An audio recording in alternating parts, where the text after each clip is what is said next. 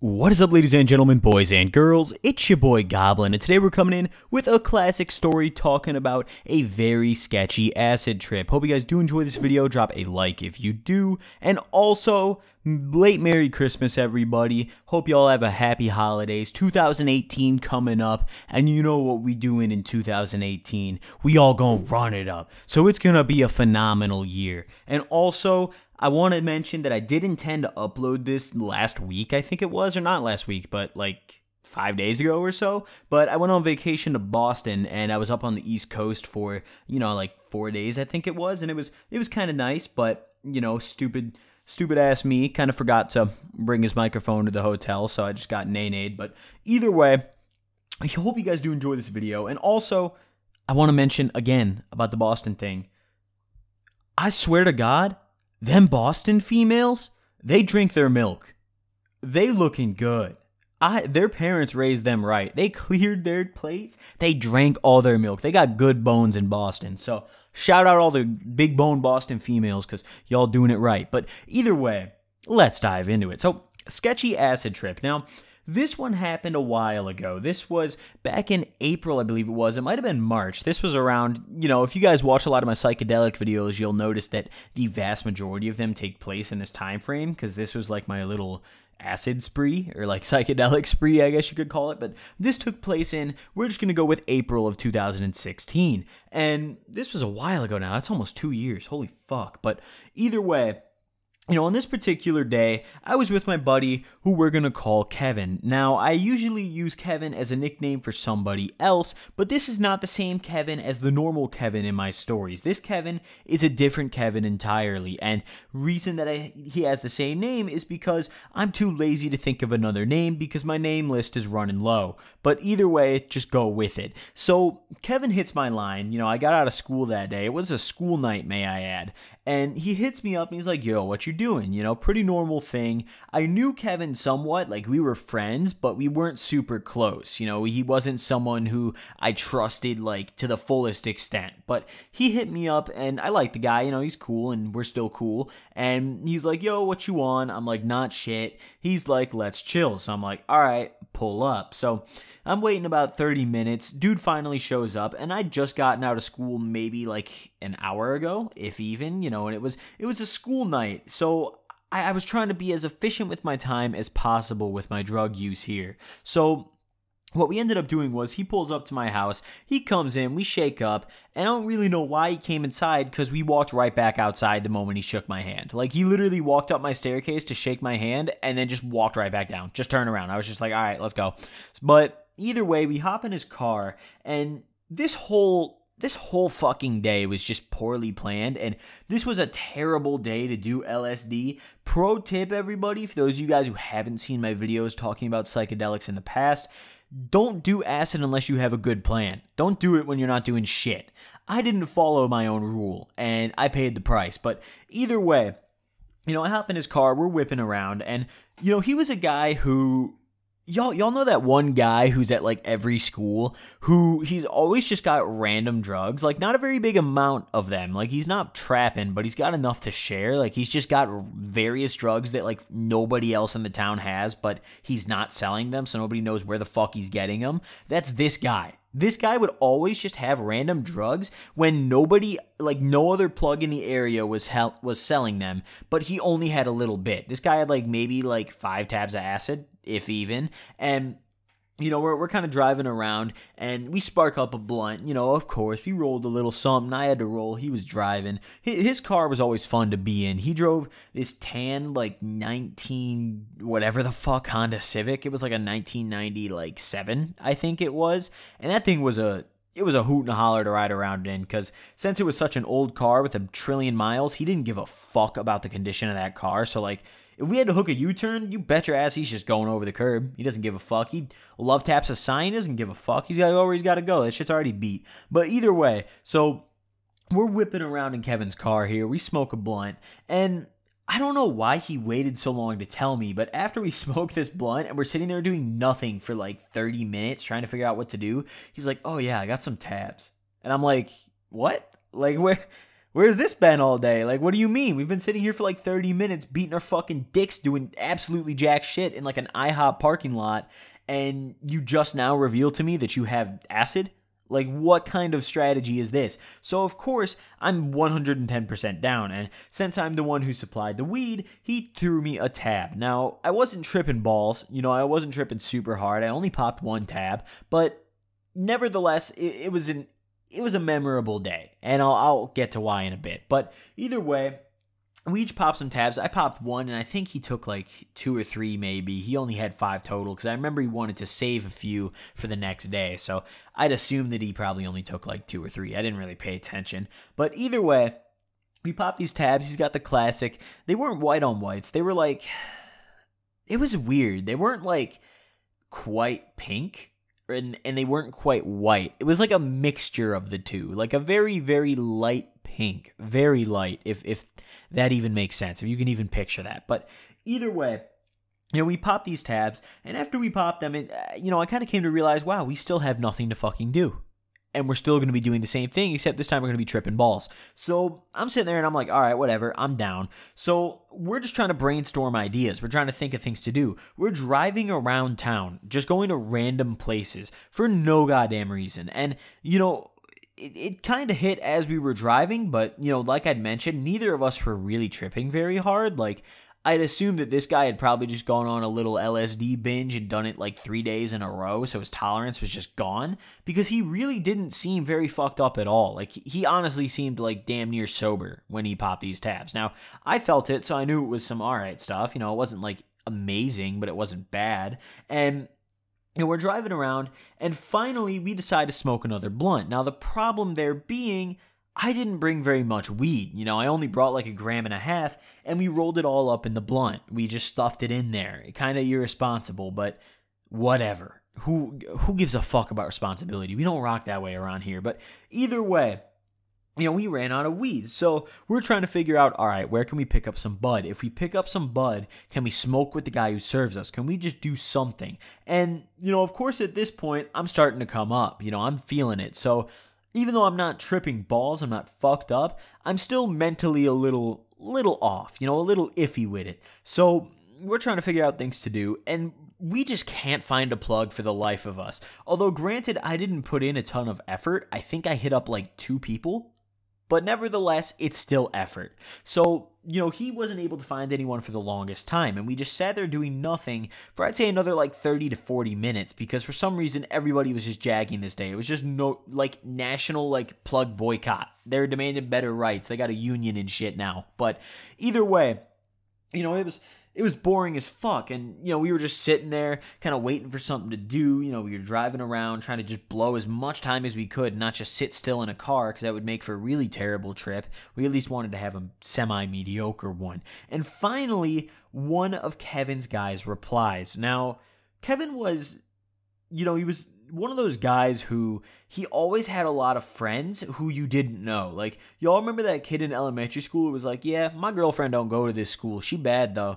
He was like that kind of guy, but with friends. He's like, yeah, my plug don't go to this school, but he trapping, though. It's the same kind of thing. And, he mentions, he's like, oh, yeah, my plug, he's pretty good. He lives like 20 minutes away from here. He lives by West Chicago, which is like 20 minutes up the street from me. So I'm like, all right, let's go. So, we're riding over there. We're driving over there. And by West Chicago, for those of you guys who aren't from the area, I don't mean like the west side of Chicago. There's a town called West Chicago that is like relatively close to the actual Chicago. So it's kind of weird. But either way, we're whipping up there, and I had no idea who this guy was. I'd never heard of him. I'd never met him. And I'm feeling pretty good, though. I'm like, okay, we're going to go get some weed. Maybe we could chill with this guy, whatever. So we're getting to this guy's house, and we're on the way there, and we pull up to his house, and my boy Kevin gives him a call. And I'm like already like starting to get out of the car. I'm like, all right, we pulled over. We're in front of his house. Like,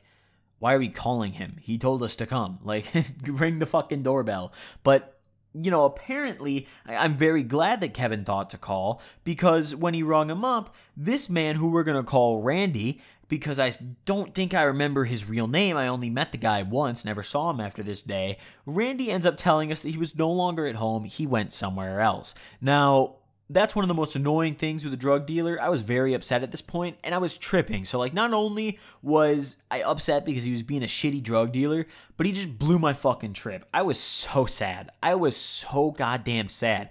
But I was also tweaking out a little bit. You know, I'm sitting there, we get back in the car, and he's asking, he's still on the phone, he kind of, like, motions for me to hop back in, and, you know, at this point, I'm feeling pretty sad. I'm not really tripping that intensely, and I had no weed left. You know, it wasn't like the most ideal scenario for a trip. And, you know, my boy Kevin is still talking on the phone with Randy, and he kind of waves me over. I hop back in the car, and he's, you know, I kind of overhear their phone conversation a little bit, little bits and pieces, and Randy didn't sound very happy for some reason. And I didn't really know what it was about, but either way, he hangs up, and he just starts driving. I'm like, where are we headed? You know, where are we going? Is he like somewhere? Did he go to the gas station or something? Like, where'd he go? He's like, oh, no.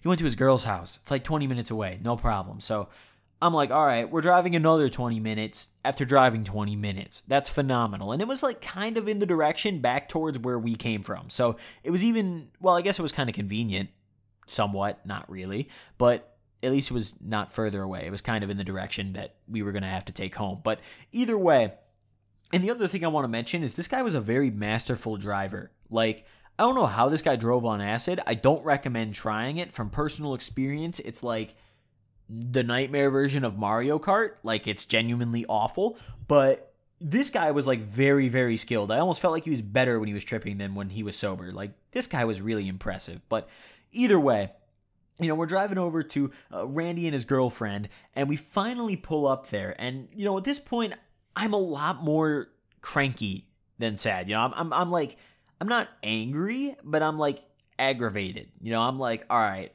Randy, come on, my dude. You know, so we go up to the house. You know, my boy Kevin, he mentions like, oh yeah, he's here, and he kind of like nods to the car. So I'm like, all right, I guess that means he's here.